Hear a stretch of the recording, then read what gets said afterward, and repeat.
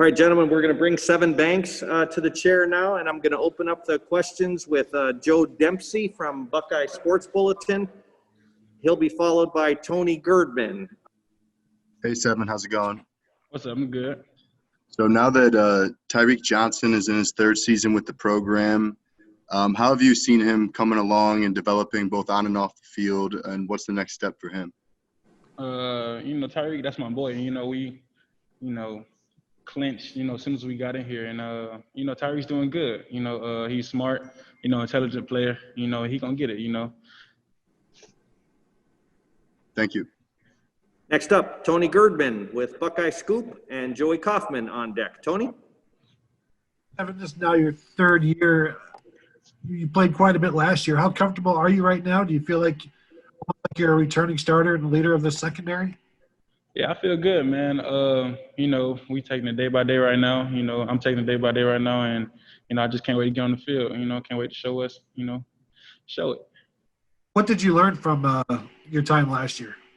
Being the backup for Jeff and Damon, a lot actually. Because they're very smart. They're two different people. And I get game from both sides, and I just put it to my talent. Next up, Joey Kaufman with the Columbus Dispatch and Mary Smith on deck. Joey? Yeah, just wanted that. Where do you guys feel like you are with tackling? It's obviously it hasn't been something you guys have been able to work on much this offseason, but it's been kind of an issue in some of the earlier college football games. Well, right now, we don't got on no pads right now, so we have a particular process that we do, to help when we get on pads, so we're not missing no tackles come game time, So we gonna that's gonna come. Next up, Mary Smith, WSYX Channel 6, and Spencer Holbrook on deck. Mary? Hey, Sevyn. What was it like just kind of waiting, being stuck in limbo to find out whether or not you're actually going to be playing this season with Big Ten? Yeah, that was a process. It was just a waiting game for real, but we always was trying to get ready so we could play. It's always ready. It's always good to be ready. Thank you. Next up, Spencer Holbrook, Letterman Row with Dan Hope on deck. Spencer? Sevyn, it seems like there was a day or two stretch where you and Cam thought you were probably going to have to be, the two guys once Sean said he was going to the NFL.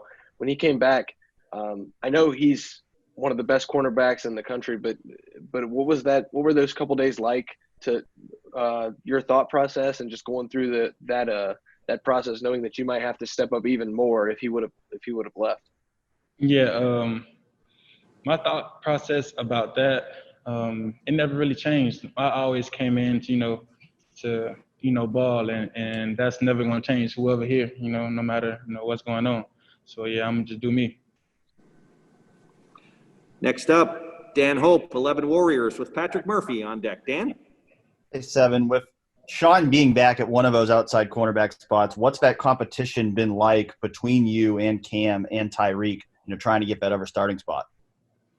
We take it day by day. It ain't, you feel me? We at Howard State, we got to compete, every day. So it is, we just going to compete. I don't really know what to say about that for real, but, we going to compete. Thank you. Next up, Patrick Murphy with 24/7 Sports and Jeremy Birmingham on deck. Patrick? Sevyn, you talked about learning from Jeff and Damon last year. I'm just curious how this offseason has been different, knowing you really can be one of the top three corners for the team this year, as opposed to kind of knowing there's a roadblock with guys like that in front of you. Yeah, like I said, I took both of their mindsets in football and added to mine, and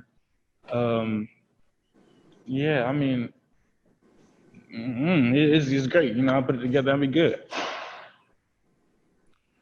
Next up, Dan Hope with 11 Warriors. And wait a minute, who are we on? Dan, have you asked a question? I already went. I'm good. Next I up, think it's Patrick Murphy, 24/7 Sports. Jeremy Birmingham on deck. It's Berm's turn. I just went. Yeah, that's what I said. Jeremy Birmingham. You're next up with Tim May on deck. Hey, Sevyn. I was curious about the development of Marcus Williamson as a leader, as a guy who hasn't played a lot. For you and for Cam, what you guys have learned or gained from Marcus, just the way that he's been able to deal with the tough hands that he's kind of had to deal with in the last couple of years. Yeah, Everybody, is dealt some cards, and it depends on how you play it. And Marcus has been playing his cards, well. It's different, from being in the game and then just watching the game. You learn, you see a lot of stuff when you're not in the game, and when Marcus, is in, he applies of what he's seen and what he's been through over the years to the game, and he's very smart, intelligent person, and he put it together. He gonna be good.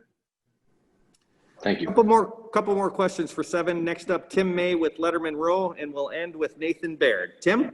Thank you very much, Jerry. Two quickies, Sevyn. Number one, you got that 24/7 necklace on. Usually that means always open, but what does it mean for a defensive back? Oh, no. For me, growing up, my first number was 24, and, my name is Sevyn, so that I used to play offense. I switched to defense when I was about maybe a junior in high school. And, they used to call me 24/7 all the time. And this don't mean the wide receivers always open. This ain't that. Don't come over here with that. Nah. And the other thing I want to ask you, what does it take? You've been here for a while now. What does it take to show that you are capable of being a starter at Ohio State? What do you need to show Coach Combs and Coach Day the next several weeks and stuff? And what would you tell somebody if you had to explain to them what it takes to be a big-time starter at Ohio State in the secondary, which has got so much rep right now? Yeah, what it all come down to is just making plays, knowing what you're doing on the field and being smart. And, what I got to do different to be a starter, I don't got to do nothing different. I just do me and keep balling. Thanks, man. Mm-hmm. And we'll close out tonight's interviews with some questions or a question from Nathan Baird with Cleveland.com. Nathan? Yeah, two cookies for me, too, if I can take a page out of Mr. May's book. What deal did you make with Teraj Mitchell to get number 7? What happened? What means he did? I don't even know. I think last year, probably like halfway through the season, I'm like, T, man, I need 7. It's only right. It's only right, T. Like, let me, And then he was like, okay, cool. I'll give it to you. And that's how that kind of went. We ain't really arguing too much about it, but I had to pick his brain a couple times. You didn't have to, make a transaction. Oh, no. I don't. Okay. And just, for yourself, I guess maybe for a lot of us, we think, well, what difference does a number make? But does that mean something to you? And, just as far as, the identity that you want to have, and especially for this season when there's, I guess, so much of a role potentially there for you, does something like that kind of factor into the kind of, I guess, attitude you can take onto the field or the presence you want to have as an athlete? Yeah. Shoot. You look good, you play good, and I got that mindset. That's what has been instilled in me. And 7, it's a lot of things for me. Even though my name's Sevyn, my mom is a real biblical person. She named me 7. It took God 7 days to make the earth. It's a completion number, and it's just real common in the Bible. And just 7 all the way around, that's just me. That's how I take it. Sorry, I just want to make sure I heard that right. You said your mom is a real difficult person? No, biblical, biblical person. Yeah. Sorry. Thank you. I think that's an important thing to get right. Yeah. Great. Sevyn, thank you so much for your time this evening. We really, really appreciate it.